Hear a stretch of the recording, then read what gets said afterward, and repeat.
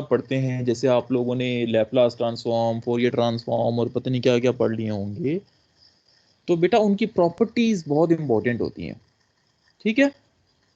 हालांकि बल्कि मेरा ये मानना है कि ऐसे सवाल अगर आप डायरेक्ट करना स्टार्ट हो जाओ, फॉर एग्जांपल अगर आप फोरियर ट्रांसफॉर्म अब डायरेक्ट सॉल्व करना स्टार्ट हो जाए, तो आपसे कभी जिंदगी भर नहीं होगा।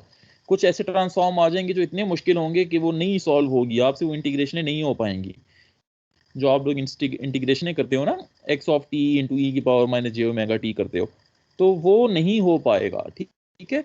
तो इन दैट केस बेटा प्रॉपर्टीज हमारी हेल्प करती हैं, ठीक है। तो मैं हमेशा अपने स्टूडेंट्स को कहता हूँ कि ये जितनी भी चीज़ें आ जाती है ना, ये फोरियर ट्रांसफॉर्म, लैपलास ट्रांसफॉर्म, ये एक्सपेक्टेशन, ये वेरिएंसेस, ये हमेशा सॉल्व करने चाहिए यूजिंग प्रॉपर्टीज से, ठीक है। Properties are the main thing जो कि काम को आसान बना देती हैं। वैसे वो चीज़ पहाड़ होगा, मगर उस पहाड़ को हम बिल्कुल छोटा सा वो बना सकते हैं अगर हम प्रॉपर्टीज को यूज़ करें, ठीक है। तो properties are very very important thing, तो इसलिए बेटा आज हम ये प्रॉपर्टीज पढ़ने जा रहे हैं एक्सपेक्टेशंस और वेरिएंस की, ठीक है। तो सबसे पहली प्रॉपर्टी बेटा एक्सपेक्टेशन की, जिसको थ्योरम 1 का नाम आपके बुक में दिया गया है।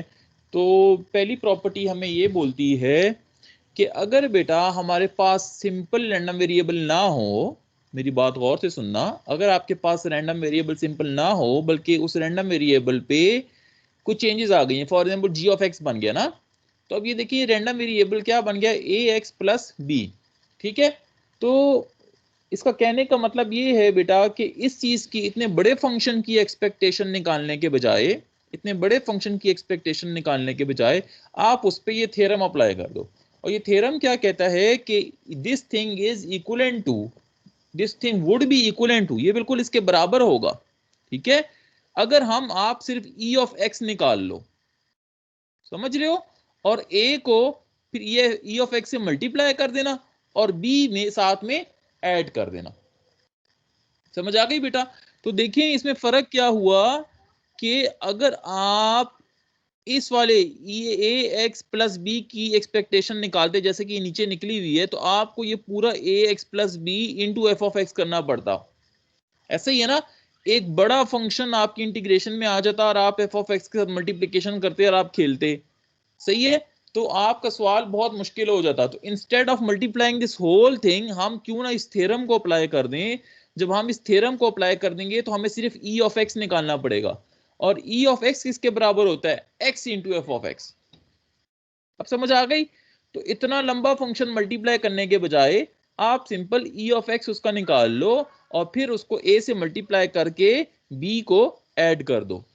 तो अगर इस तरह आपके पास x के लंबे से फंक्शन आ जाएं, तो प्लीज आपको अगर कहा जाए कि इसकी एक्सपेक्टेशन निकालो, तो उसकी एक्सपेक्टेशन निकालने के लिए उस लंबे से फंक्शन को f ऑफ x से मल्टीप्लाई ना करना, प्लीज ये गलती ना करना, बल्कि कहना कि एज द थ्योरम से कि expectation of A x plus B is equal to A expectation of X plus B, ठीक है। तो आपको फिर सिर्फ एक ही इंटीग्रेशन निकालनी पड़ेगी, बहुत सिंपल वाली, that is E of x, ठीक है बेटा। अच्छा, इस थ्योरम से हमें पता क्या लगा, इस थ्योरम से हमें ये पता लगा कि जब हमने एक्सपेक्टेशन अप्लाई किया ए ऑफ एक्स पे, ठीक है, तो एक चूंकि कांस्टेंट था तो वो बाहर आ गया, ई पीछे रह गया ई ऑफ एक्स, और जब हमने यही एक्सपेक्टेशन बी पे अप्लाई किया तो हमें अगेन बी मिलता है। तो इट मीन्स कि जब आप किसी कांस्टेंट की एक्सपेक्टेशन लेते हो तो आपको वही चीज मिल जाती है, एक्सपेक्टेशन लेने का फायदा नहीं होता। समझ आ गई बेटा। तो इसलिए यहाँ पे कंक्लूजन में यहाँ लिखा हुआ है कि expectation of B is equal to B. Clear हो गया जी। और ये बेटा ये जो है ना, ये नीचे इसका प्रूफ दिया गया है कि ये जो चीज, ये दोनों बराबर कैसे हैं, तो ये नीचे पूरा प्रूफ दिया गया है। थ्योरम क्लियर है आप लोगों को? Yes sir. तो बेटा इसकी यस एग्जांपल सर। करते हैं तो आपको मजीद क्लियर हो जाएगा। अब ये देखें, अब बेटा एक एग्जांपल है जिसमें आपको एफ ऑफ एक्स गिवन है, ठीक है। एफ ऑफ एक्स क्या है जी, कि एक्स स्क्वेयर बटा 3, और एक्स की रेंज है जी -1 से लेके 2 तक। फरमाइश कर दी गई है कि एक्सपेक्टेशन निकालो जी ऑफ एक्स की नहीं बल्कि किसकी, फंक्शन ऑफ एक्स की।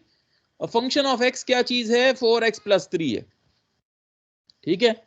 तो अब अगर बेटा आपके पास एग्जाम में सवाल आ जाए तो आप कहेंगे बस ठीक है, जी ऑफ एक्स का तो निकालना कोई मुश्किल काम ही नहीं है, एक्सपेक्टेशन जैसे इसने सॉल्व किया आप इसी तरह करेंगे। आप लेंगे एक्सपेक्टेशन ऑफ 4x+3 और आप इस 4x+3 को मल्टीप्लाई कर देंगे एफ ऑफ एक्स के साथ और इंटीग्रेट कर देंगे। एफ ऑफ एक्स क्या है, x²/3, तो आपने वही किया। आपके सॉल्व करेंगे इस इंटीग्रेशन को, लिमिट्स लगाएंगे तो 8 आंसर आ जाएगा। एक तरीका तो ये हो गया बेटा, मगर आप क्यों इतने लंबे मेथड से करें? वाई नॉट के आप यहां लिखें कि भाई this expectation of 4x+3 is equivalent to, according to theorem, it is equivalent to 4 बाहर आ जाएगा, कांस्टेंट बाहर आ जाएगा, e of x+3। तो अब देखें आपका सवाल कितना आसान हो गया। अब आपने क्या निकालना है? अब आपने सिर्फ e of x निकालना है। तो e of x कैसे निकालोगे? सिर्फ x into F of x.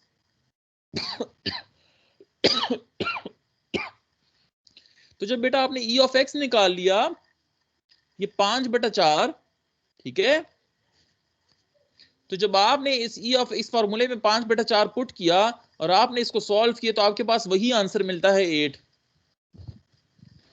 देखिए ना, क्या आप लोगों ने महसूस किया आपकी जिंदगी आसान नहीं हो गई? Excuse me sir.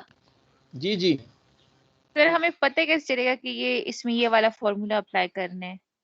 लाजमी है कि ये अप्लाई करे, ऊपर वाला भी कर सकते मर्जी है बेटा, अगर अपनी जिंदगी आसान नहीं करनी तो कर लो, ऊपर वाला कर लो, मुझे तो कोई प्रॉब्लम नहीं है। ठीक है। What I am saying कि just make your life easy. Why not to apply these properties? Why not to apply these little theorems and make our life easier? अब इतनी बड़ी इंटीग्रेशन करने के बजाय ये देखिए, ये इंटीग्रेशन कितनी छोटी हो गई है ना। जी सर। तो why not to make our life easier? जैसे मैंने आपको सिग्नल्स की एग्जांपल शुरू में दी कि फोरियर तो वैसे होता ही नहीं है, इतनी मुश्किल इंटीग्रेशन होती है, मगर जब आप उसे प्रॉपर्टीज अप्लाई करते हो गपशप बन जाता है, हलवा बन जाता है। तो इसलिए मैं कह रहा हूं कि अगर ये देखिए ना, ये तो x का एक छोटा सा फंक्शन आ गया ना, 4x+3। अगर ये इससे बड़ा आ जाता 4x² + 4x + 3x + 2 है, तो फिर क्या करते? क्या आप लोग वो इतना बड़ा सा फंक्शन मल्टीप्लाई करते एफ ऑफ एक्स के साथ, ये थ्योरम अप्लाई कर लेते? आप बताएं। थ्योरम। तो बेटा यही मैं कह रहा हूं कि अपनी जिंदगी आसान बनाओ, और अगर आपके पास पेपर में कहीं आता है तो थ्योरम अप्लाई करो।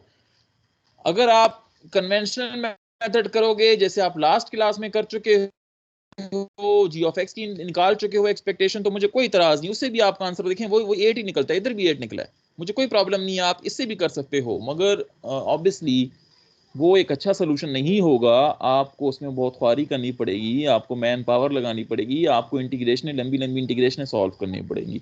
तो why not to go for a smart solution? क्या ख्याल है जी?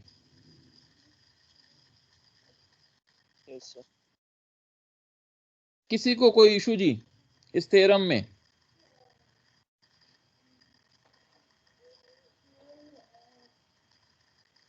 एनीवन?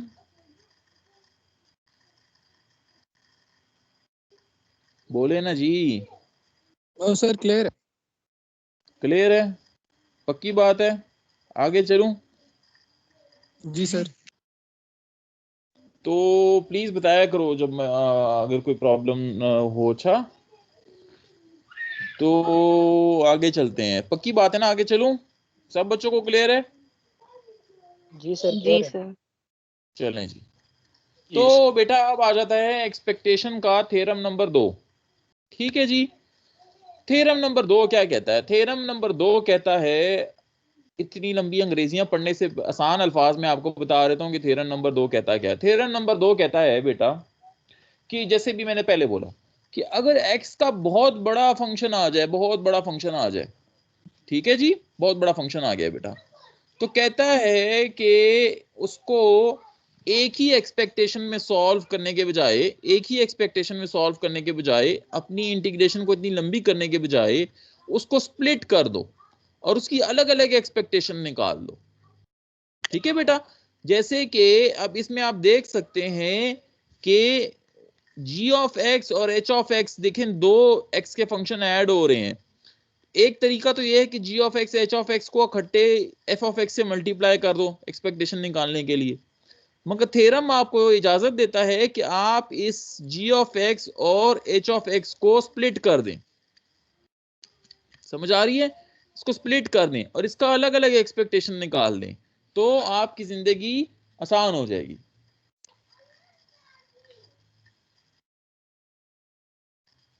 ठीक है, तो बेटा ये इसकी एग्जांपल देख लेते हैं, एग्जांपल से आपका काम ज़्यादा आसान हो जाएगा।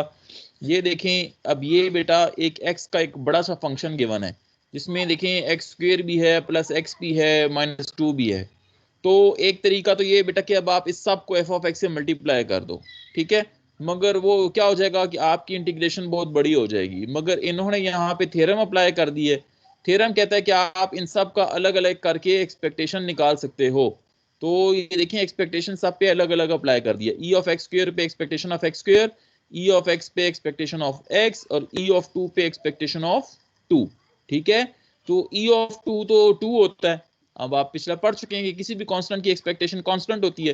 तो बेटा आपको सिर्फ दो चीजें निकालनी है, एक ई ऑफ एक्स स्क्वायर निकालना है अलग से और एक ई ऑफ एक्स निकालना है अलग से। ठीक हो गया? तो देखिए इन्होंने ई ऑफ एक्स अलग से निकाला हुआ है, 5/3 निकल आया। ई ऑफ एक्स स्क्वायर निकाला हुआ है, 17/6 निकल आया। सिंपल ये यहाँ पे इसकी वैल्यूज पुट की और 5/2 आंसर निकल आया। समझ आ गई जी?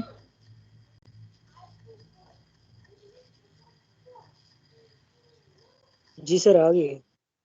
आसान है ना? तो अगर बेटा इस तरह लंबे यस से एक्स के फंक्शन बने हो ना, तो अलहदा अलहदा उसकी एक्सपेक्टेशन उस पर अप्लाई कर दिया करो, तो वो हो कुछ होगा कुछ भी नहीं, आंसर फिर भी आपका वही आना है, मगर ये होगा कि आपकी इंटीग्रेशन छोटी छोटी हो जाएंगी ना। समझ गए हो? Yes sir. अगेन वही मैं कहूंगा कि प्रॉपर्टीज करती कुछ भी नहीं है, बस आपकी जिंदगी आसान बनाती है ना। It makes your life quite easier. ठीक है जी, आगे चलूं? जी सर यस सर। चलें जी, ये बेटा थ्योरम नंबर 3 आ जाता है। ठीक है, जो कि बेटा इंडिपेंडेंस को चेक करता है। ठीक है, और अब आपको पता है कि बेटा इंडिपेंडेंस के हम काफ़ी तरीके देख चुके हैं, तो ये एक एक्सपेक्टेशन में भी थ्योरम आ गया है जो कि इंडिपेंडेंस कहता है कि अगर दो रैंडम वेरिएबल हैं एक्स एंड वाई और वो आपस में इंडिपेंडेंट हैं, ठीक है, दो रैंडम वेरिएबल हैं एक्स और वाई और वो आपस में इंडिपेंडेंट हैं, तो अगर बेटा उनका प्रोडक्ट है तो वो कहता है कि उनका प्रोडक्ट बराबर होगा उनकी इंडिविजुअल एक्सपेक्टेशन के। ठीक है, तो अगर आपको कह दिया गया हो कि X and Y are the independent random variable, ठीक है बेटा, तो आप उसके इसको प्रोडक्ट को स्प्लिट कर सकते हो अलहदा अलहदा एक्सपेक्टेशन में। ठीक है जी, तो ई ऑफ एक्स अलहदा से एक्सपेक्टेशन निकाल लो, ई ऑफ वाई अलहदा से एक्सपेक्टेशन निकाल लो, फिर उन दोनों को मल्टीप्लाई कर दो, तो वो बराबर होगा एक्सपेक्टेशन ऑफ एक्स वाई के। समझ आ गई? सर इसमें भी ये यस इसमें भी स्प्लिट ही बेटा करेंगे। जी, इसमें भी अलग-अलग फाइंड करेंगे एक्सपेक्टेशन। जी जी बिल्कुल, ई ऑफ एक्स अलहदा ई ऑफ वाई अलहदा, फिर मल्टीप्लाई कर देंगे। ओके ठीक है जी, यस ये बेटा इसकी देखें, इसकी एक एग्जांपल है। ठीक है, अब ये देखें एफ ऑफ एक्स वाई आपके पास एक ज्वाइंट डिस्ट्रीब्यूशन गिवन है। ठीक है, और उसमें एक्स और वाई की रेंजेस भी गिवन है आपको। आपसे पूछा गया है कि ई ऑफ एक्स वाई निकाल दो, ई ऑफ एक्स वाई निकाल दो। तो ई ऑफ एक्स वाई निकालने का क्या तरीका होगा आपके पास? बेटा आपके पास तरीका यही होगा ना कि आप एक्स वाई को मल्टीप्लाई कर दो उस ऊपर वाले फंक्शन के साथ। ऐसा है कि नहीं है? हैं जी? जी सर। Yes sir. आप लास्ट क्लास में इस तरह की एक एग्जांपल कर चुके हैं बेटा। You would do what, you would multiply X Y with this. तो व्हेन आप जब इसके साथ एक्स वाई मल्टीप्लाई करोगे तो ये बन जाएगा एक्स स्क्वायर वाई। ये देखें एक्स स्क्वायर वाई बन गया। ठीक है, एक तरीका तो ये है, या आप थ्योरम अप्लाई कर दो। थ्योरम कैसे अप्लाई करोगे कि ई ऑफ एक्स निकाल लो, ठीक है जी, और ई ऑफ y निकाल दो अलग अलग से, ठीक है बेटा, और उन दोनों को मल्टीप्लाई कर दो, तो आंसर वही निकलेगा जो कि इधर से निकलेगा। अब मेरा एक सवाल है आप लोगों से, मेरा अब आपसे एक सवाल है जी, e ऑफ x कैसे निकालेंगे? ये sir e of x x F of क्या एक्स x को मल्टीप्लाई करते हैं। Marginal e of x sir 4/3 इन लोगों ने कैसे निकाल लिया, कौन बताएगा? सर जी इस पे पहले मार्जिनल डिस्ट्रीब्यूशन निकाल के ना हम एफ ऑफ परफेक्ट एक्स निकाल यार, देंगे। जब एफ ऑफ एक्स आ परफेक्ट जाएगा परफेक्ट। उसके बाद फिर हम निकालेंगे। कौन बोल रहे हो यार? परफेक्ट। सर नुमान बात कर रहा हूँ मैं। नोमान, वेरी गुड यार नोमान, शाबाश यार, वेरी गुड। तो बेटा मेरे बोनस हो गए आप सर जी। हैं यार नोमान, तुम अक्सर बताते रहते हो, वाकई यू डिजर्व बोनस। मैं यहाँ लिख देता हूँ यार, ये सही कह रहे हो आप अक्सर माशाल्लाह बहुत अच्छा रिस्पॉन्स देते हो। सर इसको बोनस मिल गए हैं पहले। मिल गया? सर जी नहीं वो कह मिड रहे? में 5 का कहा था, लेकिन मिड में तो नंबर मेरे पूरे हैं। तो बस सर जी खैर नहीं, एक बार इसने करो यार। मेहनत की है तो उसको और मिलने चाहिए सर जी, इसका हक बनता है, उसको दे दे सर जी। सर जी आप लिख हाँ दें, जब जरूरत पड़े तो बता चलो, दूंगा। जरूरत पड़े मुझे बताना फिर, ठीक है? बिल्कुल सर। गुड यार नोमान। तो बेटा समझ आ गई लोगों को कि नोमान ने क्या बोला है? थैंक यू सर जी। हैं? Yes sir. नोमान वो बता दो सैफ। 3065 सर जी।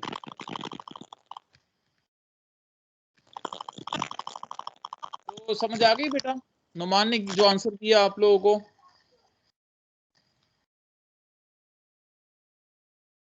हेलो। यस सर, समझ आ गई। ग्रेट जी ग्रेट। तो बेटा ये एक एग्जांपल थी थ्योरम नंबर 3 ऑफ एक्सपेक्टेशन की। उम्मीद है आप लोगों को ये भी समझ आ गया होगा। अब आगे चलते हैं बेटा, अब आगे आते हैं हम लोग वेरिएंस के थ्योरम्स पे, ठीक है? तो जैसे बेटा एक्सपेक्टेशंस की थ्योरम्स थे, इसी तरह हमारे पास बेटा कुछ वेरिएंस के भी थ्योरम्स हैं। और मैं आपको कहूँगा कि आप लोग ये वाले थ्योरम भी अप्लाई करो, इससे भी क्या हो जाता है कि ज़िंदगी आसान हो जाती है बेटा। एक तो ये एक किस्म के फार्मूले हैं, यानी कि these are kind of formulas. तो ये आपको आने चाहिए फार्मूलाज, ठीक है? एग्जाम में तो मैं गिवन नहीं, खैर एग्जाम में गिवन क्या, आपकी तो ओपन बुक पेपर होता है, तो आप बुक को खोल के भी ये फार्मूले देख सकते हो। फार्मूले बेटा हमारे पास हमें क्या कहते हैं, सॉरी सॉरी सॉरी, फार्मूला हमें कहता है कि पहला फार्मूला हमें कहता है कि बेटा अगर आपके पास एक फंक्शन आ जाए जो कि x और y दोनों का हो, ठीक है, दो रैंडम वेरिएबल का हो, मतलब कि वो ज्वाइंट डिस्ट्रीब्यूशन का हो, ठीक है, और आपको कहा जाए बेटा कि उसका वेरिएंस निकाल दो, ठीक है, तो बहुत आसान है कि आप उस पर ये वाला फार्मूला लगा दो। और फार्मूला उसका क्या है बेटा कि दिस अगर उसके साथ कांस्टेंट है कोई, तो उस कांस्टेंट का स्क्वायर हो जाएगा, साथ में x का वेरिएंस, प्लस कांस्टेंट का स्क्वायर और साथ में y का वेरिएंस, ठीक है, प्लस 2ab, a इसका कांस्टेंट b इसका कांस्टेंट, ठीक है, और साथ में क्या चीज आ गई है, ये कौन सा चीज है, कौन बताएगा? ये कोवेरिएंस आ गया। कोवेरिएंस आप निकाल लेंगे x एंड y का, ठीक है जी, समझ आ गई? तो यानी कि ये वो हो गया बेटा, क्या कहते हैं, ए प्लस बी होल स्क्वायर के फार्मूले से ये याद कर लो, तकरीबन वही फार्मूला बन गया ए प्लस बी होल स्क्वायर का। ऐसा है कि नहीं है? Yes sir. एक बात तो मुझे बताओ, एक बात तो मुझे बताओ कि भाइयों सी इसमें आ रहा था, सी किसी ने नोट किया? A x plus b y plus c आ रहा था ना? यस सर, राइट साइड ये पे देखो, कांस्टेंट नंबर होगा। इधर सी नहीं है, इधर कहीं सी है? नहीं सर। तो इसका मतलब क्या हुआ? सी कांस्टेंट है सर। कांस्टेंट है ना सी, जैसे इंटीग्रेशन के बाद वो लगा देते होते हैं प्लस सी। ओहो ओहो ओहो, कांस्टेंट है, मतलब क्या हुआ? नतीजा क्या अखज़ करते हो? सर जी अभी हमने ये पहले करते पढ़ा हैं सर कि के इसके लगाने कांस्टेंट या के ना ये लगाने ना से कोई फर्क नहीं पड़ता। एक टाइम एक बोले ना। हाँ, ये फर्क पड़ने वाला कौन बचा था, दोबारा बोले। मैं बता रहा हूँ सर जमशेद के इसके लगाने या ना लगाने से फर्क नहीं पड़ता सर कांस्टेंट। अच्छा, और दूसरा बच्चा भी कुछ बोल रहा सर था। जी कांस्टेंट की एक्सपेक्टेशन फिर वही आ जाता है सर जी, शायद इसी वजह से हमने। ये एक्सपेक्टेशन नहीं है ना मेरे भाई, और ये वेरिएंस है, और अगर एक्सपेक्टेशन आ भी सर जाए तो वेरिएंस प्लस ही जीरो हो होना जाती है चाहिए। कांस्टेंट की।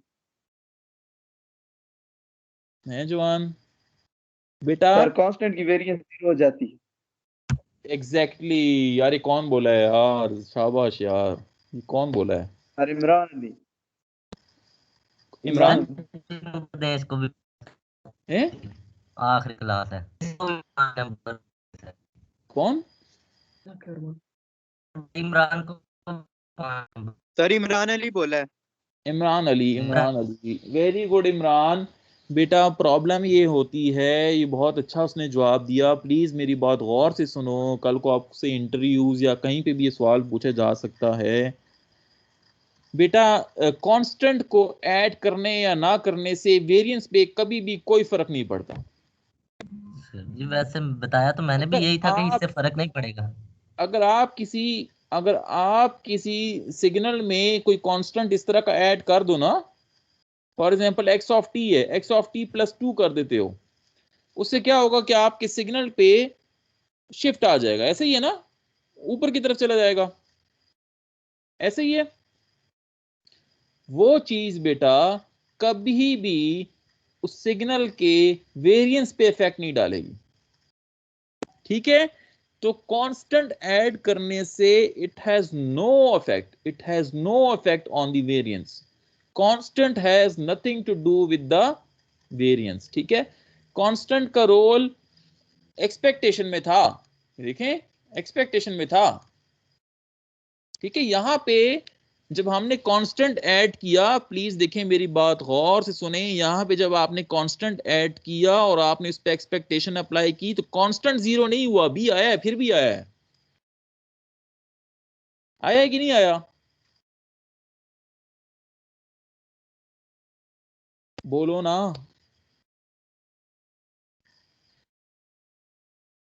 और खुदा के बंदो किधर गायब हो जाते हो। हेलो, मेरी आवाज आ रही है। जी सर आ यस रही है सर अब आवाज। तो एक्सपेक्टेशन बेटा एक्चुअली किस चीज की इंफॉर्मेशन दे रहा होता है, मुझे जरा ये तो बताओ। सर वेरिएबल की। है एक्सपेक्टेशन सर वेरिएबल की एक्सपेक्टेशन हमें मीन दे रहा होता है। मीन दे रहा होता है भाई, आपको उसका बैलेंसिंग पॉइंट की इंफॉर्मेशन दे रहा होता है। तो अगर आप बेटा उसमें कोई कांस्टेंट ऐड करोगे तो आपका एक्सपेक्टेशन इधर उधर मूव हो जाएगा, क्या ख्याल है, ऐसा है कि नहीं है। Yes sir, yes sir.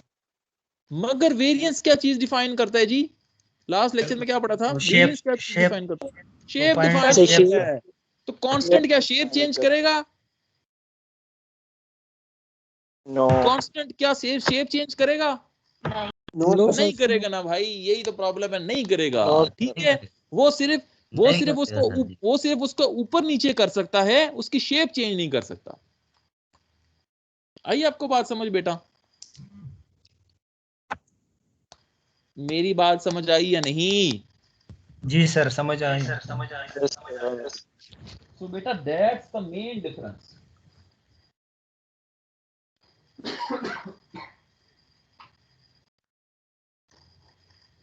तो बेटा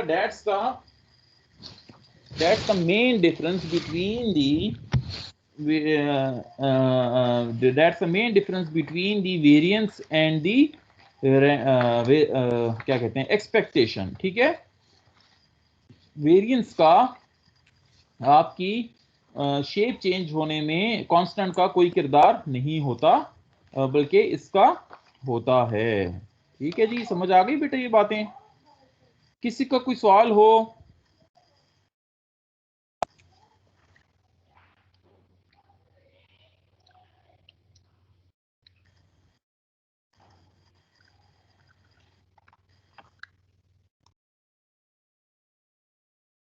तो अच्छा, मैं एक सवाल पूछने लगा हूं, तो जो बताएगा ना उसको +5 मिलेंगे। तो जिसको ज्यादा जरूरत है वो भाई बताए, ठीक है। तो सवाल क्या है जरा देखो। सवाल ये है मेरा, अच्छा वेरिएंस का साइन चूंकि मैं नहीं बना सकता, वो सिग्मा स्क्वायर होता है, तो मैं VAR लिख दूं। Yes sir. ठीक है सर जी। ठीक है, वेरी गुड। तो अब मुझे बताना जरा कौन चीता बताएगा। +5 है अच्छा इसके, और हैंड रेस करके बताना है, मतलब इजाजत लेके आंसर बताना है। फर्स्ट कम फर्स्ट वाली बात होगी। ये AX² लिख दिया मैंने, क्लियर है।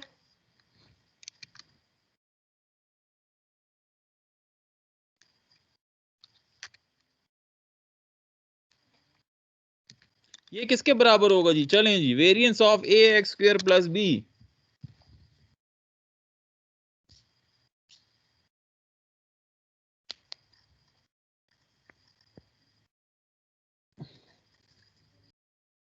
थ्योरम सबने पढ़ ली है। AX² + B का वेरिएंस किसके बराबर होगा? अभी आप लोगों ने खुद बोला है। B का क्या किरदार होगा वेरिएंस पे? अभी खुद तो बोला है। सर बी कांस्टेंट है सर, तो कुछ भी क्या नहीं क्या किरदार होगा उसका वेरिएंस पे? सर, कुछ असर नहीं होगा हैं? एक्सपेक्टेशन के बराबर हो।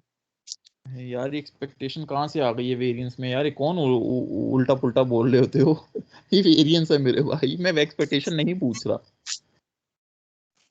एक्सपेक्टेशन कहाँ से आ गई? मैं कह रहा हूँ वेरिएंस क्या होगी AX² + B की। B का सर। क्या ए इफेक्ट होता है? सर AX² हो गया सर, बी का तो कोई इफेक्ट नहीं है। एग्जैक्टली, वेरी गुड बेटा। इसका आंसर होगा A² + variance of X। Sir हमने Yes. हैंड रेज किया हुआ है उस वक्त का सर जी। लेकिन जवाब मैंने दिया है सर ऑलरेडी। बी का कोई इफेक्ट नहीं होगा इस पे, वेरिएंस ऑफ एक्स, चाहे जितने भी constant variance of add x. करते जाओ। समझ आ गई? जी सर। जी सर। जवाब किसने दिया था? जवाब किसने दिया था? अमजद सर। सर अमजद नहीं दिया था। अमजद ने। अमजद ने। अमजद अली।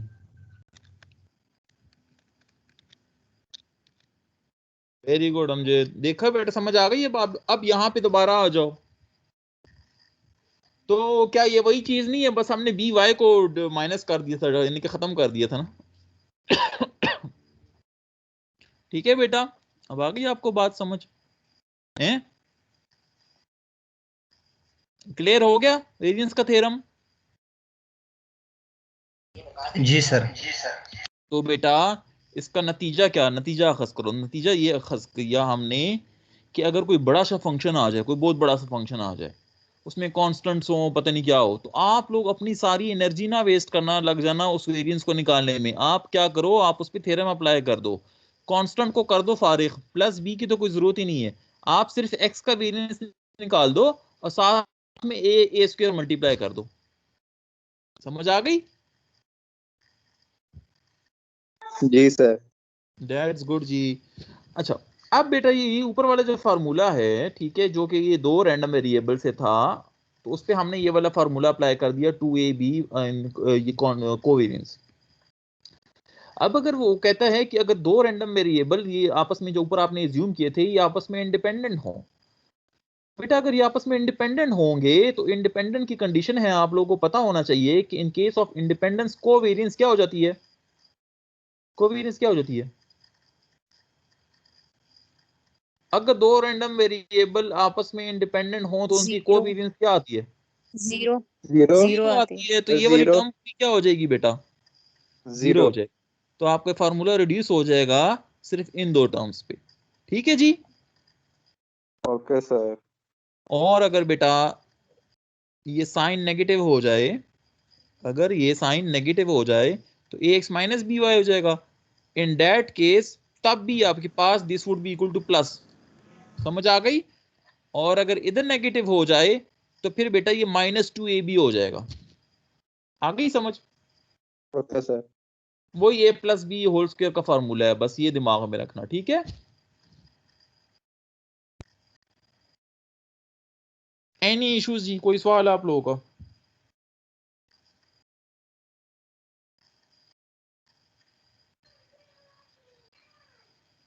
कोई सवाल, कोई एम्बिग्विटी?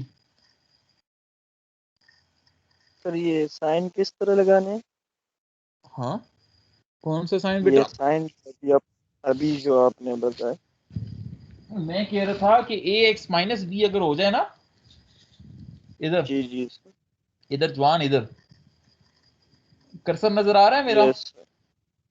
तो यस आप सर। पास के फॉर्मूले में यहाँ पे -2ab हो जाएगा, ओके ठीक है। और सही। अगर रैंडम इंडिपेंडेंट होंगे तो फिर तो ये 2ab वाली टर्म ही 0 हो जाएगी ना, तो जी फिर ये माइनस में भी ये दो बस सिर्फ इन दोनों के बराबर रहेगा, यस। ठीक है। ओके थैंक आगे चलूं? यू। जी इजाजत है? ये वही बात हो गई जो कि अमजद ने आंसर कर दिया था। क्या ये भी सब लोगों को समझ आ गया था? Yes sir. Yes sir.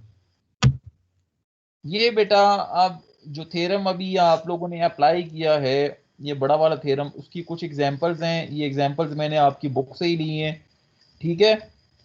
वो कहता है कि एक z रैंडम वेरिएबल है, ठीक है बेटा। एक z एक रैंडम वेरिएबल है जो कि बना हुआ है दो random variable x and y से। तो 3x -4y + 8 इसका ये इतना बड़ा सा रैंडम वेरिएबल है, ठीक है। 3x - 4y + 8 वो कहता है बेटा कि इसका ये वेरिएंस निकालो। तो आप क्या करते हैं कि आपने क्या कर दिया, आपने इस पे थ्योरम अप्लाई कर देना है बेटा, ठीक है। थ्योरम कैसे अप्लाई होगा वो आप लोगों को पता है।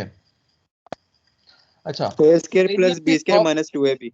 हाँ, वेरिएंसेस ऑफ x और वेरिएंसेस ऑफ y इसने दे दिए सवाल में ही। वेरिएंस ऑफ x उसने कह दिया 2 है और वेरिएंस ऑफ y उसने कह दिया 4 है, और कोवेरिएंस भी उसने दे दिया। कोवेरिएंस वो कहता है -2 है, ठीक है। तो काम तो बहुत आसान हो गया बेटा, बस आपने सिंपल फार्मूला अप्लाई करना है। तो फार्मूला जब आप इस पे अप्लाई करेंगे तो क्या हो जाएगा, 3 का स्क्वायर हो जाएगा, ठीक है। तो 9 x का वेरिएंस प्लस b का स्क्वायर, b क्या है 4, तो 4 का square 16 into variance of y minus 2ab, ठीक है। तो a क्या था 3, b क्या था 4, तो 2 इंटू 3 इंटू 4 24 हो जाएगा, इंटू कोवेरिएंस। तो वेरिएंस ऑफ x आपके पास गिवन है बेटा 2, वेरिएंस ऑफ y आपके पास गिवन है 4, वेरिएंस कोवेरिएंस गिवन है आपके पास -2। तो बस आप सिंपल उसकी वैल्यूज लगा दो और आपके पास बेटा आ जाएगा वेरिएंस ऑफ z। समझ आ गई? यस सर, यस समझ सर। आ गई। तो आप लोगों ने देखा इसमें ये जो कांस्टेंट 8 था, क्या इसका कोई किरदार आया? नो सर, कांस्टेंट का कोई इफेक्ट नहीं पड़ा। कोई ताल्लुक नहीं आया। तो देखें बेटा, अगर यही सवाल ना अगर आप बेटा लंबे तरीके से करते तो कितना मुश्किल हो जाता, क्या ख्याल है? मगर आपने थ्योरम करके अपनी ज़िंदगी को आसान बना दिया है, तो that's why I would recommend कि बेटा आप लोग इन थ्योरम्स को आराम से करें और इनकी एग्जांपल्स को देखें। बहुत आसान है, बच्चों का खेल है, और आप लोगों को तो लकीली याद करने की ज़रूरत भी नहीं है क्योंकि बुक्स आपके पास होंगी एग्जाम में। तो आप लोगों ने इसको सिंपल समझना है। Even you don't need to memorise it ना, you don't need to memorize it, you just need to understand and you just need to get the good concept। ऐसे ही है? जी जी सर सर, आ ऐसे गई ही है है। समझ। तो सर ऐसे ही। आगे चलूं? Yes yes sir. सर आगे। आगे आगे भाई मेरा फेवरेट टॉपिक। तो मेरा फेवरेट टॉपिक आ गया, तो अब जरा प्लीज समझ जाओ कि मेरा फेवरेट टॉपिक है, तो फिर फेवरेट कहाँ कहाँ आ सकता है ठीक है। तो फेवरेट टॉपिक है जी Yes, uniform random variable distribution. बात ये है बेटा कि यूनिफॉर्म रैंडम वेरिएबल भी आपके पास जिंदगी में आ जाते हैं, ठीक है। अभी आप कहेंगे कि सर ये कैसा यूनिफॉर्म रैंडम वेरिएबल है। एक आप कह रहे हैं कि रैंडमनेस है। रैंडमनेस से मुराद तो जहन में ये आती है कि वो चीज़ मुसलसल अपने आप को वेरी करेगी और हम उसके आउटपुट को प्रेडिक्ट नहीं कर पाएंगे, ऐसा ही है ना। मगर आपने उसको नाम ही बदल दिया है, आपने उसको नाम दे दिया है यूनिफॉर्म रैंडम वेरिएबल का। अच्छा, ये वर्ड आप पहली बार पढ़ रहे हो मेरे भाइयों, आप लोग पहली बार पढ़ रहे हो। आप लोगों ने यूनिफॉर्म रैंडम वेरिएबल पहले कभी नहीं पढ़ा। ये आप लोग आज एक नए किस्म का रैंडम वेरिएबल पढ़ रहे हो, ठीक है। Please keep this in thing in your mind, you are studying the new random variable which is known as the uniform random variable. Uniform random variable, ठीक है बेटा। अच्छा, यूनिफॉर्म रैंडम वेरिएबल का बेटा फंक्शन कभी भी आपको गिवन नहीं होगा। मेरी बात गौर से सुनो। जब भी आपके पास अगर एग्जाम में सवाल आ जाए और उसमें लिखा हो कि ये random variable uniform in nature है, किस नेचर का रैंडम वेरिएबल है? यूनिफॉर्म। यूनिफॉर्म रैंडम का वेरिएबल है, तो उसमें एफ ऑफ एक्स गिवन नहीं होगा। मेरी बात बार बार गौर से सुनो, एफ ऑफ एक्स गिवन नहीं होगा, उसका एफ ऑफ एक्स आपको खुद निकालना होगा। In case of uniform random variable F of x आप कैसे निकालोगे बेटा? ये सिंपल सा फार्मूला, ये देखिए आपको नजर आ रहा है, ये फार्मूला। आप एफ ऑफ एक्स कैसे निकालोगे? अगर ये बेटा यूनिफॉर्म रैंडम वेरिएबल की जिंदगी ए से लेके बी तक है, ये देखिए यहाँ पे लिखा हुआ है x is less than b and greater than a, ठीक है। अगर इस रैंडम वेरिएबल की जिंदगी ए से लेके कहां तक है? बी तक है। समझ आ गई बेटा? तो इसका एम्पलीट्यूड यानी कि इसका एफ ऑफ एक्स बराबर होगा 1 divided by b minus a, higher limit minus lower limit. आ गई बात समझ? Okay sir.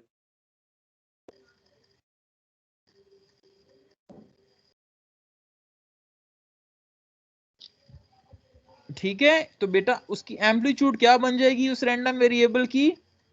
उसकी एम्पलीट्यूड बन जाएगी 1 ओवर बी माइनस ए।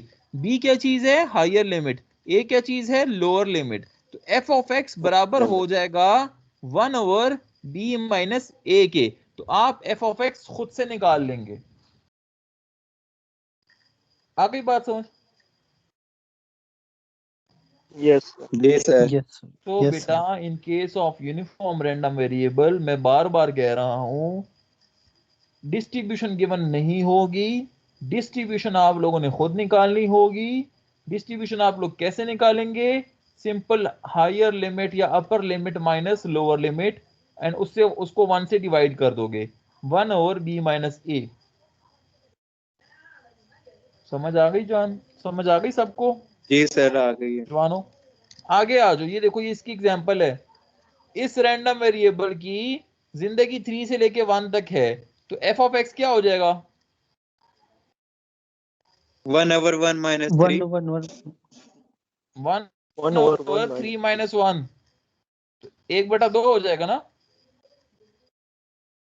सही है जी। तो एफ ऑफ एक्स किसके बराबर हो जाएगा? 1/2 के। 2 के। एफ ऑफ एक्स किसके बराबर हो जाएगा? 1/2 के।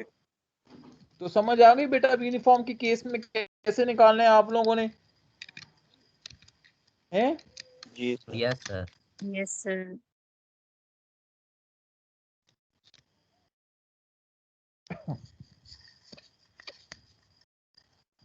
तो ये बेटा हो गया यूनिफॉर्म रैंडम वेरिएबल की कहानी। यहां पे बेटा मैं आपको एक इंपॉर्टेंट चीज समझाने लगा हूं। प्लीज अब आप लोगों ने मेरी बात गौर,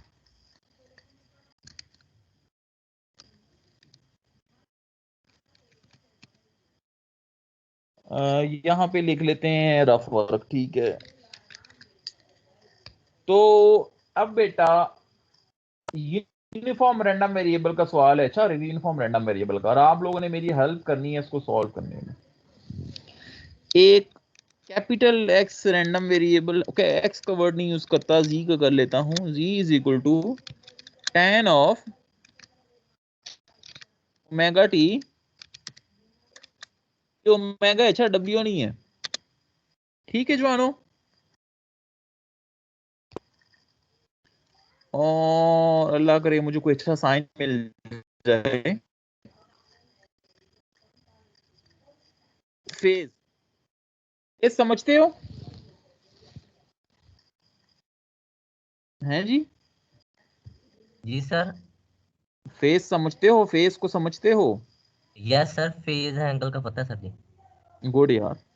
तो जमशेद ये एक सवाल हो गया है, z is equal to tan omega T, omega मतलब 2 पाई एफ टी प्लस ठीक है सर। फेज, ठीक है पाई। फेज, ठीक है। अब मैं कह रहा हूं वेयर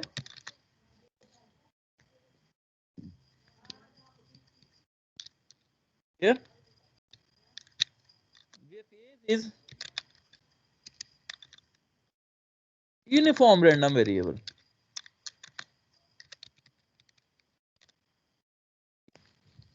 अब आप लोग मुझे बताओ, ठीक है, where phase is uniform random variable, ठीक है मेरे भाई। और ये भी लिख दिया है कि रेंज ऑफ फेज इज, यानी कि फेज वेरी कर सकता है अपने आप को 0 से लेके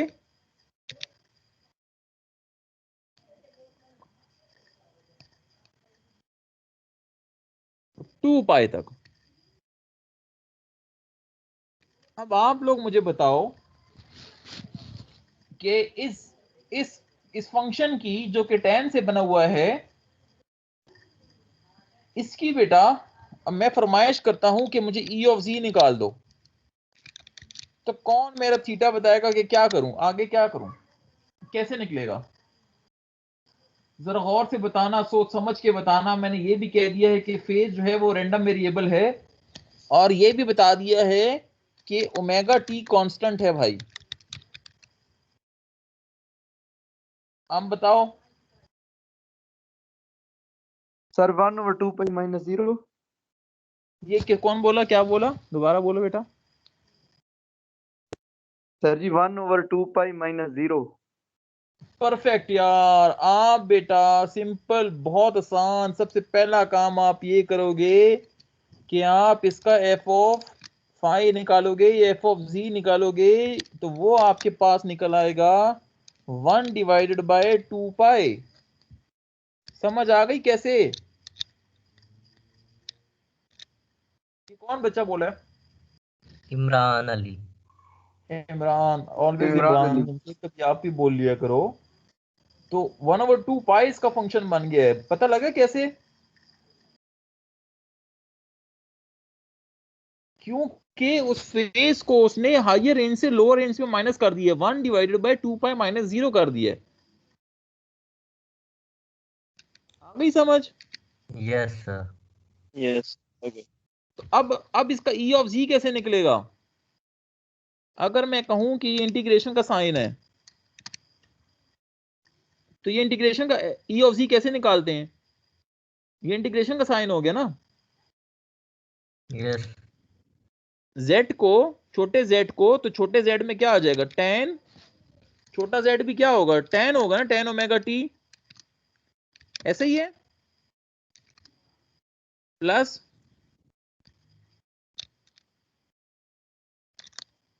फाई इनटू क्या होगा, into f of g. F of g. F of g. और इंटीग्रेट किस से किस रेंज में करोगे? 0 से 2 पाई। 2 पाई लोअर से रेंज से लोअर से हाई। Perfect perfect. तो बेटा ये देखें, आप लोगों ने सक्सेसफुली, आप लोगों ने सक्सेसफुली रैंडम वेरिएबल को, ठीक है, यूनिफॉर्म रैंडम वेरिएबल को अप्लाई कर दिया है सिग्नल्स पे। ये सिग्नल है ना tan theta, tan omega T plus theta, ऐसा है कि नहीं है? जी sir. You have applied this on the signal. So this is how you can find the expectations of signal if they have the random variable, uniform random variable in their phase or in their theta by finding the f of z, यानी कि उसका function खुद से आप निकालेंगे और फिर उसी को उससे मल्टीप्लाई करके उसको सॉल्व करके उसकी एक्सपेक्टेशन वगैरह निकाल सकते हैं। समझ आ गई? Yes sir. समझ आ गई या नहीं?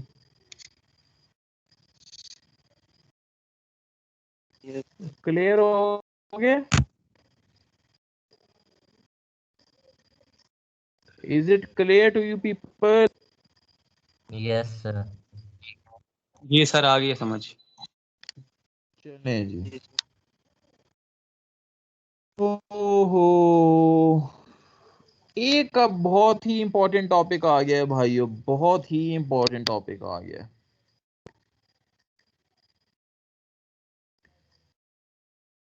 क्या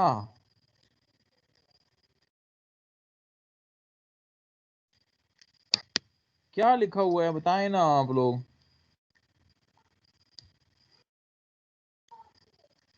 हैं? क्या लिखा हुआ है भाइयों? यार क्या लिखा हुआ है हेडिंग में? पढ़ नहीं सकते? Variance and power relation. हाँ, वेरिएंस एंड पावर रिलेशन। तो मैं सर यहाँ पे एक चीज लिखने लगा हूं, मेरी बात गौर से सुनना। Variance of x is equivalent to expectation of x का स्क्वायर। यार ये स्क्वायर मुझसे यहाँ नहीं डलता, कोई मुझे तरीका सिखा दे यार, 2 कैसे पावर में जाता है? 2 कैसे पावर में लेकर जाऊं? सर ये लैपटॉप के सॉरी कीबोर्ड पे 6 पर कैप बना हुआ है। क्या बना हुआ है? ये 6 डिजिट को देके उसके साथ कैप बना हुआ है कीबोर्ड पे। यार वो नहीं काम करता ना। सर शिफ्ट के साथ काम करता है, शिफ्ट दबाए उसके साथ 6 पर दबा दो। अच्छा, शिफ्ट के साथ करता है। एक मिनट, फिर मैं x का स्क्वायर, हाँ जी शिफ्ट के साथ 6 दबा दे और फिर 2 लिख दे, आ गया। शिफ्ट के साथ 6 दबा के वो सही है सर, सही लिखा हुआ था। नहीं है यार, ये नहीं ना, मैं चाहता हूँ कि इसके ऊपर ही आ जाए ना। This is no sir what I square इसी वांट। तरह ही। व्हाट आई वांट कि आपको क्लियर आ जाए ना, वो मैं तो चलो इक्वेशन से ही लिख लेता हूँ।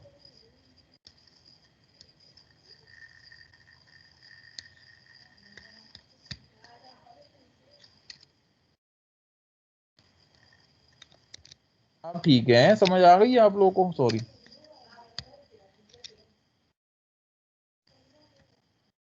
ठीक है जी। क्या होती है ये वेरिएंस? बताओ ना फॉर्मूला मुझे, क्या आप लोग चुप कर गए हो?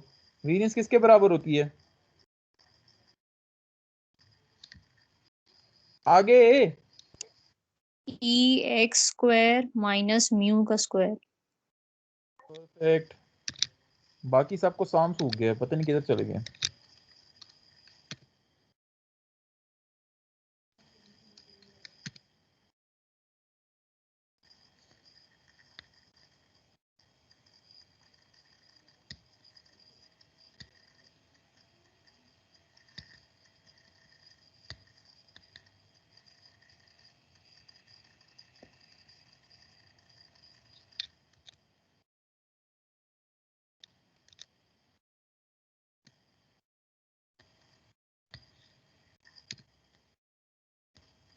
क्या वेरिएंस इसके बराबर होता है? क्या वेरिएंस इसके बराबर होता है? बताएं यार, आप लोग सारे कहाँ चले गए हो? Yes sir. नहीं, आप बेटा रिप्लाई कर रही हैं, सर यहीं बाकी पे लोग मौजूद है। जमशेद जमशेद ये लोग कहाँ चले गए? इन लोगों को सांप सूख गया क्या? हेलो भाई, मैं आप लोगों से मुताखातिब हूँ। कई दफा सर जिन जुम्मे के बाद नेट खराब हो सर जाता है। इधर ही हैं। सर इधर ही हैं, हम सुन रहे हैं। प्लीज रिस्पांस दिया करो ताकि मुझे फीलिंग आए कि आप लोग मुझे सुन रहे हो। सोया मत करो प्लीज यार, प्लीज बी विद मी। अच्छा, मुझको एक बात बताओ, कौन बताएगा कि आप लोगों ने पावर पढ़ी है सिग्नल में, सिग्नल की पावर कैसे निकालते थे?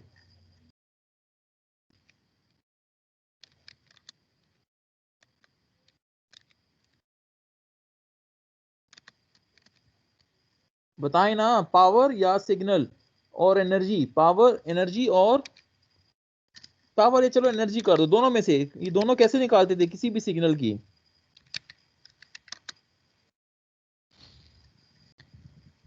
बताएं।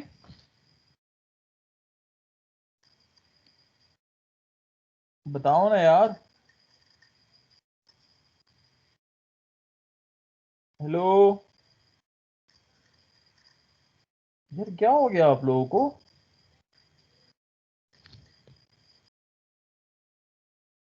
किन कामों में लग गए हो भाई? सर जी इधर ही है हम, लेकिन पावर का थोड़ा आइडिया नहीं है तो। किसी सिग्नल की पावर या एनर्जी वो कैसे निकालते हैं? सर जी करंट की वो दूसरी होती है P is equal to v i. जो सैंपल्स उसमें टाइम डोमेन में। चलिए सिंगल पीरियड्स के अक्रॉस।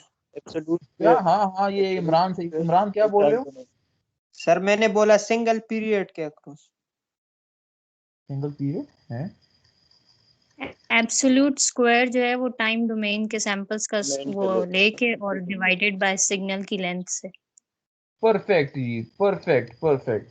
तो बेटा आप क्या करते थे, अगर मैं आप लोगों को याद दिलाऊं, चलो पावर और एनर्जी में नहीं पढ़ते, दोनों मुख्तलिफ चीजें हैं, ठीक है, मगर चलो एनर्जी की बात कर लेता हूं कि एनर्जी में आप लोग क्या करते थे कि आप इंटीग्रेट करते थे, किसी भी सिग्नल का स्क्वायर लेते थे। ऐसा है कि नहीं है? स्क्वायर लेके उसको इंटीग्रेट कर लेते थे इंटायर रीजन में। ऐसा है कि नहीं है?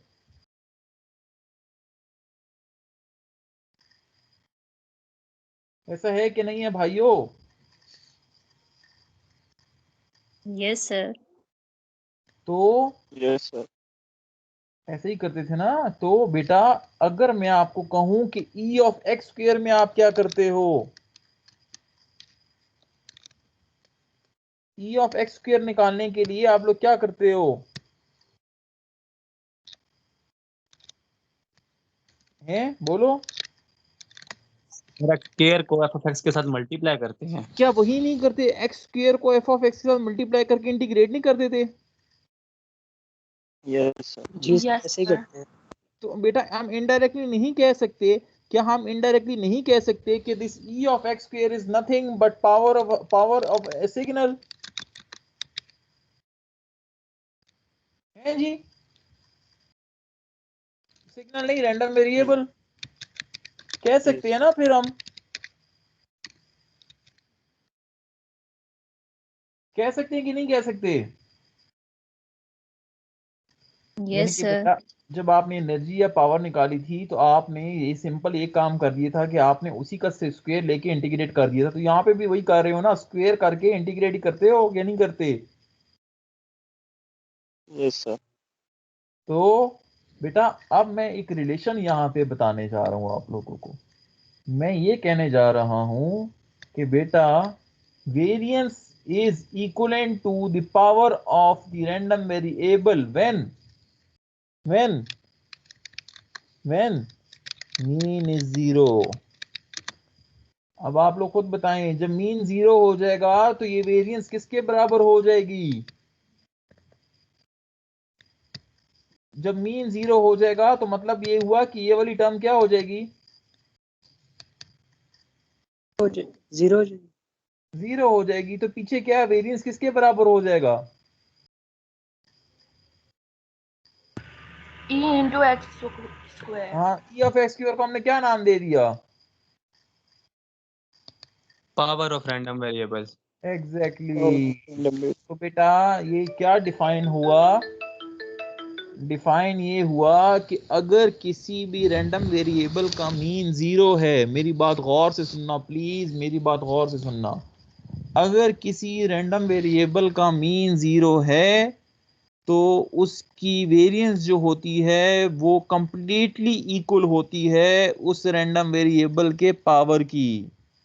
तो वेरिएंस जो है वो किसी भी सिग्नल की शेप को बता रही होती है, तो शेप में एक्चुअली उसकी पूरी पावर की इंफॉर्मेशन छुपी होती है बेटा। तो variance is equivalent to the power of a signal और power of a random variable if and only if the expectation of that random variable is equivalent to 0। अगली बात समझ आपको? जी सर आ गई। अब अगर बेटा आपसे कोई पूछा जाए, एग्जाम में मैं पूछ लूं फॉर एग्जांपल कि मुझे इस रैंडम वेरिएबल की पावर निकाल दो, तो उससे मुराद मेरा क्या होगा? क्या आप लोगों ने मुझे क्या निकाल के देना है?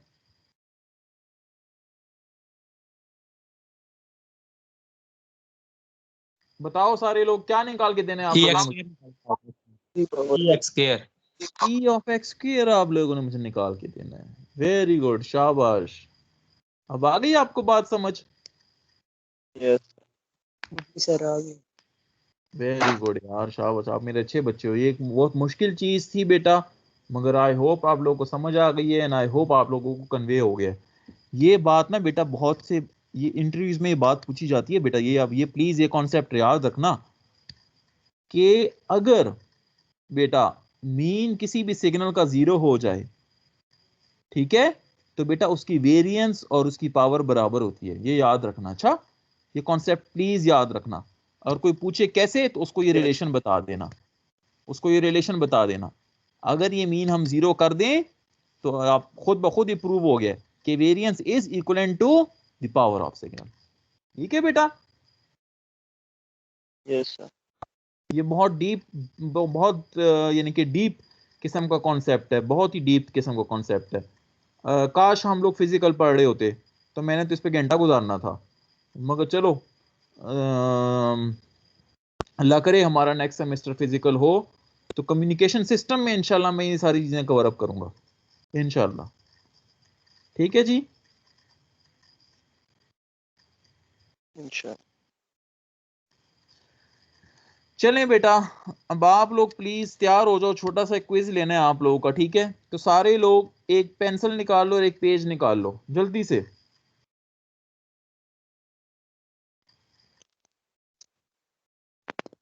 निकाल लिए?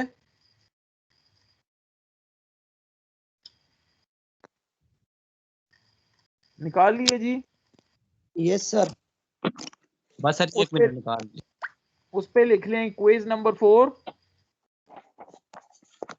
सेक्शन। प्लीज लाजमी लिखें। आप लोग सेक्शन नहीं लिखते यार, सेक्शन लिखा करो ना। आपके 2 सेक्शन हैं, खुदा के बंदो, आपके 2 सेक्शन हैं। सेक्शन लिख लो सारे लोग। सेक्शन लिख लिए? Are you people ready? Yes sir. तो बेटा ये आप लोगों को क्विज है जी, तैयार हो जाएं, नोट डाउन करें, फिर मैंने खत्म कर देना है। नोट डाउन करें सब लोग।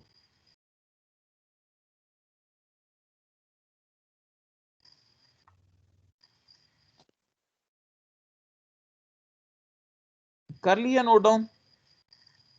तो ये क्या लिखा हुआ है? R the R N C let x be the random variable with the expected value of 5। ठीक है? Yes sir. what is the expected value of functions?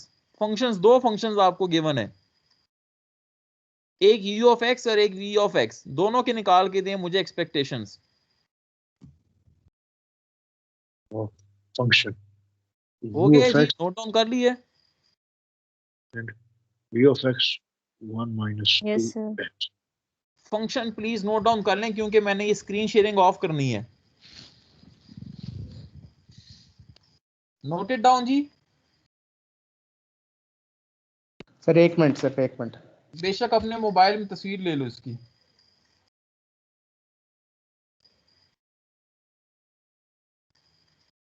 जल्दी करें जी, टेको इसका टाइम ही खत्म हो जाएगा। आप लोगों ने तो फंक्शन ही नोट नहीं कर रहे। हो गया? you people have 5 minutes, ठीक है? सर आप कौन से कैसे जमा कराएंगे इसका?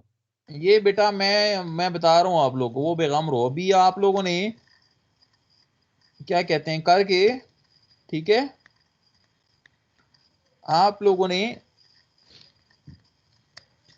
मैंने VLE पे आपका वो कर दिया है, एक जगह बना दी है। तो VLE पे जाके आप लोगों ने इस क्विज की, VLE मौलम, सॉरी मौलम, वही ना, इसकी ना पिक्चर अपलोड कर देनी है, ठीक है, अपने क्विज की। और आप लोग ये क्विज अपलोड कर सकते हो 3:30 बजे तक। कितने बजे तक? बताएं जी, कितने बजे तक? सर 3:30 तक इंशाल्लाह। जी जी सर 3 करेंगे, टाइम कम होगा, 3:35 या 3:40 कर दें उसको, पिक्चर लेके ही टाइम लगता है। सर मौलम ब्लॉक है। तो बेटा ब्लॉक है तो फिर तो आपको बड़ा मसला है, फिर आप एग्जाम कैसे दोगे? सर वो फीस जमा कराई है लेकिन कल उन्होंने सारों के ब्लॉक कर दिए। मेरे बेटा ये अपना मसला हल करो ना।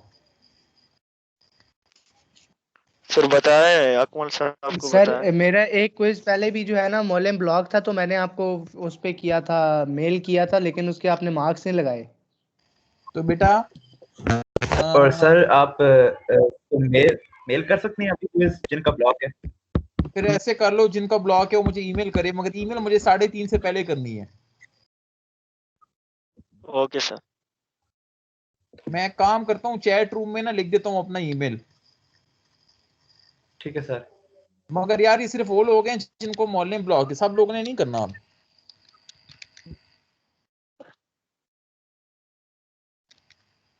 खुदा के बंदो मौलम अपना ठीक कराओ।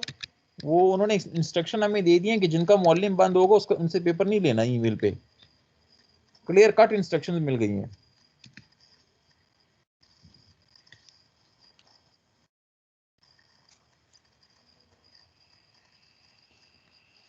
तो 3:30 तक बेटा सारे लोग प्लीज अपना मौलम पे अपलोड कर दें। आपके मौलम पे क्विज नंबर 4 की जगह अपलोड कर दी जा चुकी है, ठीक है?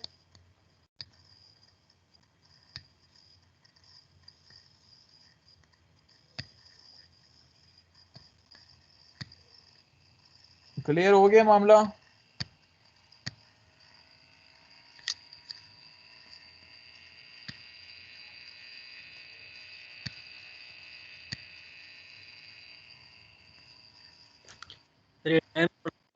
क्वेश्चन तो टफ है जी।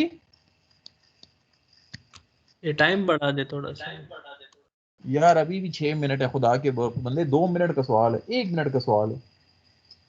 मैं काइंडली सर जी, इस वजह से सर जी हम प्रेशर में आ गए हैं सर, तो काम नहीं हो रहा सर, थोड़ा सा टाइम दे दे। अल्लाह खैर करे। हाय तुम्हारा प्रेशर में ना आया करो।